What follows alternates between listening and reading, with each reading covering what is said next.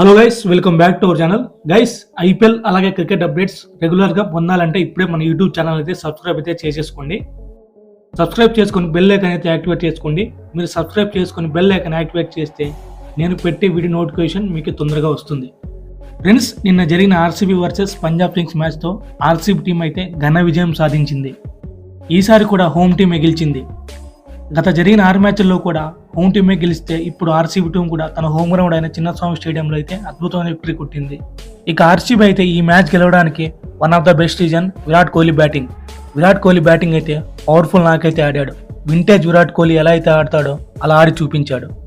తన team last మ్యాచ్లో ఓటమి పాలైన కూడా ఈసారి అయితే చాలా గట్టిగా కంబ్యాక్ చేసి చూపించాడు. విరాట్ కోహ్లీ అయితే 49 బంతుల్లోనే 77 పరుగులు కొట్టి ఆర్సీబీ గెలవడంలో కీలక పాత్ర పోషించాడు. ఈ మ్యాచ్ అయితే ఆర్సీబీ టీం అంత ఈజీగా ఏం గెలవలేదు. మెయిన్లీ విరాట్ కోహ్లీ అవుట్ అయిన తర్వాత వెంటనే 2 వికెట్లు పడిపోయి ఆ టైంలో గేమ్ చాలా థ్రిల్లింగ్గా మారిపోయింది. బట్ ఇంపాక్ట్ ప్లేయర్గా వచ్చిన మహిపాల్ లోమ్రాల్ అలాగే దినేష్ కార్తిక్ బ్యూటిఫుల్గా బ్యాటింగ్ చేసి ఆర్సీబీ టీంని తన హోమ్ గ్రౌండ్లో గెలిపించారు. మెయిన్లీ దినేష్ కార్తిక్ అయితే లాస్ట్ మ్యాచ్లో ఎలాంటి షాట్స్ ఆడాడో అలా చెలరేగిపోయాడు. ప్రజెంట్ ఇప్పుడు ఆర్సీబీ బ్యాటింగ్ ఆర్డర్ అయితే చాలా వరకు బలంగా ఉంది. విరాట్ కోహ్లీ 50 డీకి అనుజ్ రావత్ క్లిక్ అయ్యారు, కానీ మ్యాక్స్వెల్ అలాగే కెమెరాన్ క్లిక్ అవ్వలేదు. వాళ్ళు కనుక క్లిక్ అయి ఉంటే ఆర్సీబీ బ్యాటింగ్ ఏమాత్రం ఆడతారో మనందరికీ తెలుసు. మెయిన్లీ ఆర్సీబీ బ్యాటింగ్లోనే కాకుండా ఇటు బౌలింగ్లో కూడా అదరగొట్టేశారు. ఫస్ట్ మ్యాచ్లో ఆర్సీబీ టీం లాస్ అయినా కానీ ప్రజెంట్ ఇప్పుడు చాలా బాగా కంబ్యాక్ చేశారు. ఆర్సీబీ ప్లేయర్స్ ఇంతగా ఫైర్ అవ్వడానికి హోమ్ గ్రౌండ్ ఒకటేమో కానీ ఆర్సీబీ ప్లేయర్స్ అయితే అటు బ్యాటింగ్లోనూ ఇటు బౌలింగ్లోనూ అదరగొట్టేశారు. మరి ముఖ్యంగా సిరాజ్ అలాగే ఎస్జేఎల్ మంచి బౌలింగ్ అయితే చేశారు. టాస్ గెలిచిన ఆర్సీబీ టీం అయితే ముందుగా బౌలింగ్ తీసుకున్నారు. పవర్ ప్లేయర్ అయితే పంజాబ్ కింగ్ బ్యాట్స్మెన్ చాలా వరకు తడబడ్డారు. మెయిన్లీ ఎస్జేఎల్ బౌలింగ్లో అయితే బ్యాటింగ్ చేయడానికి చాలా వరకు ఇబ్బంది పడ్డారు. ఓపెనర్స్గా వచ్చిన శిఖర్ ధవన్ అలాగే జానీ బెర్స్టో రన్స్ కొట్టడానికి చాలా వరకు స్ట్రగుల్ అయ్యారు.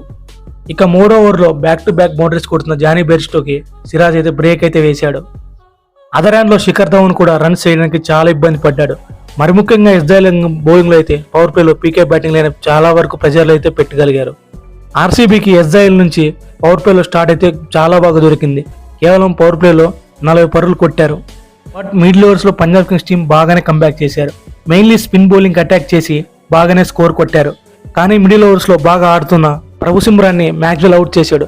అలాగే లివింగ్స్టన్ కూడా అవుట్ అయ్యాడు. లివింగ్స్టన్ గా అవుట్ అవ్వకపోయింటే పంజాబ్ కింగ్స్ స్కోర్ బోర్డ్ చాలా వరకు ముందుకు వెళ్ళేది.